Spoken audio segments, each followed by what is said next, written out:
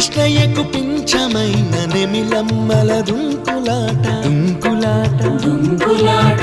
ఎంకన్నకు పాలు దాపిన పాడావుల ఎగురులాట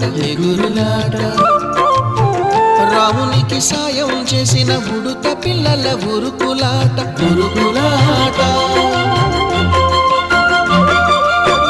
చెప్పకనే చెబుతున్నవి చెప్పాకనే చెబుతున్నవి మన సీతారామ స్వామికి మంచి ఘడి రాబోతున్నట్టు